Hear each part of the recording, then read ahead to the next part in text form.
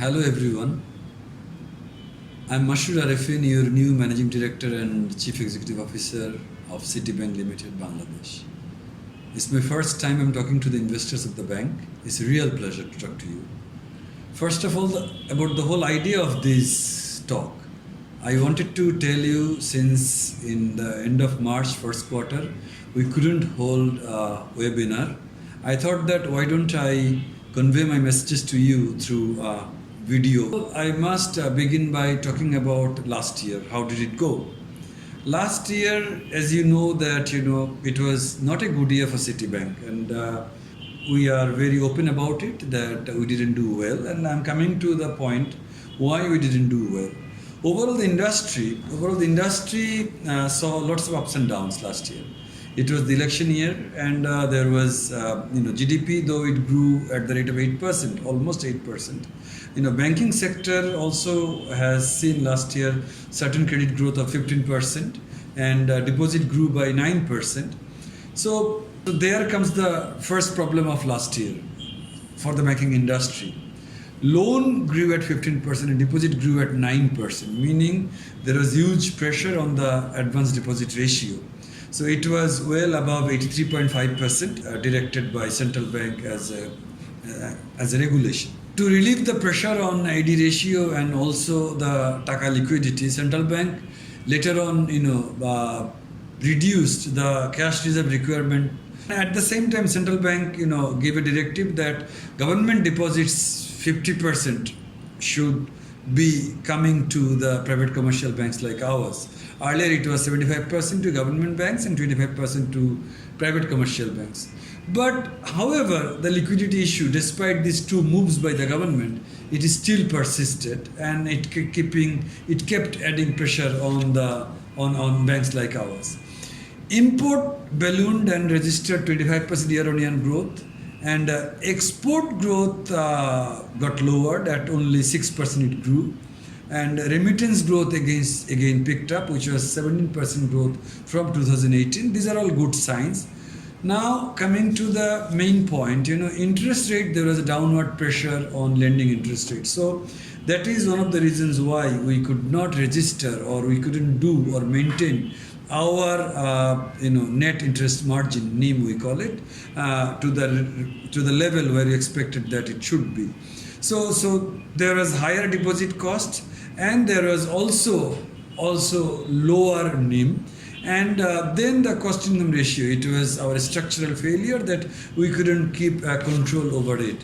So with regard to our balance sheet growth, last year it grew by 18%, and it reached 327 billion taka balance sheet size at the year end. And our loan grew by 18% and deposit grew by 12%. Citibank has done well on both in terms of the growth of loan book and the deposit book. And our off-balance sheet exposure, which mainly consists of LCs, it grew by 37% year on year. So it all shows that as an institution, new to bank customers, they came in, they kept on coming into Citibank. Citibank didn't lose its market appeal to its customers. Everything was fine in terms of balance sheet size and growth. We finally booked a profit of 2,224 million. So earning per share suffered. It was only 2.3 taka per share. Our net asset value per share also came down from earlier 27 or 28 to 25.7 taka. So our return on asset, it also came down from earlier figure to 0.7% only. I recognize the fact that it shouldn't be below 1.5%. And our return on equity, it came down to only 8.7%, whereas our goal is to offer a minimum equity of 16-17% and above as a good bank. And cost income ratio, it rose up. It grew to 57.9%. Only thing in terms of ratios that was good was the capital adequacy ratio. Capital adequacy ratio was 12.2% against the regulatory minimum of 11.87%. Now about the new story of new Citibank, we are redesigning our balance sheet. We are restructuring the balance sheet of the bank. We are actually changing the entire game plan. We are focusing more. We are clearly saying that our corporate bank book, where NPL has never been a risk. The market is much bigger and vaster, whereby we recognize that a bank should do well in the mass market retail, which is new area for the bank, in retail and in small and microfinance, and that's the focus of the bank, and we're doing it digitally. So we have recently launched our digital financial services platform. We are talking to the inter-industry players, like the payment companies and telcos. And Citibank is entering the era of digital financing, which basically means nano-lending and micro-lending. And Citibank is also, we are growing fast in retail. Overall, it's a paradigm shift that we have started doing micro and small finance also. 3.7 billion taka worth of lending has already been done in the small and microfinance segment. We are following the NGO model of small and microfinancing, which is more based on credit decisions and collection, and everything is based on the location whereby the credit is happening. So that is there. First quarter numbers are so far good. We have a consolidated PAT of Q1 2019 of first 3 months was 765 million. Which was earlier year only 369 million.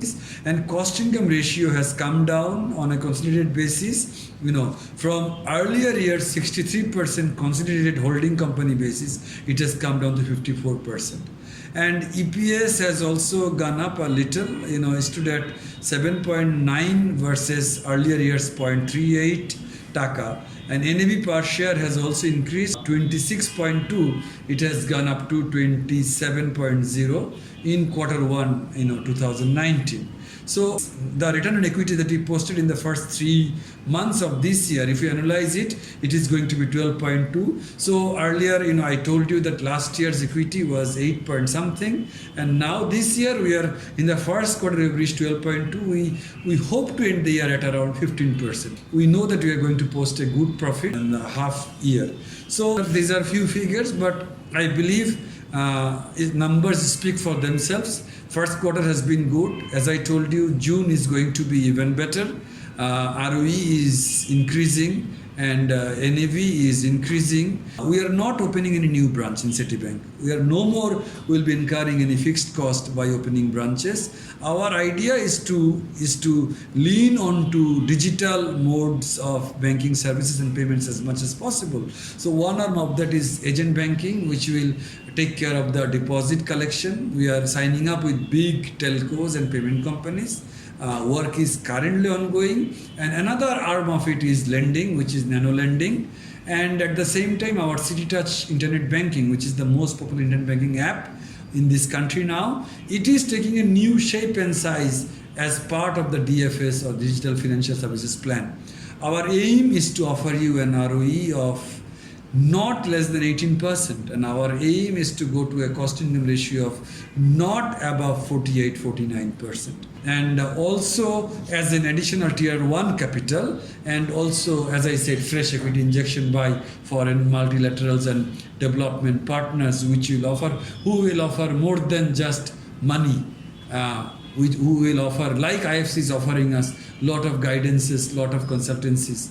So, and Moody's rating has remained the same where it was now. So overall, my focus is on institution building. I'm working with my management committee. Overall, I would like to give you a message that Citibank is going to be a great institution in future, whereas where the investors will be happy because the return on equity is going to be much better. Like earlier years, 8% is already at 12.2. So hang on to us. Don't lose your faith on us. Citibank is changing. Citibank is becoming a people's bank by entering the digital financial services area.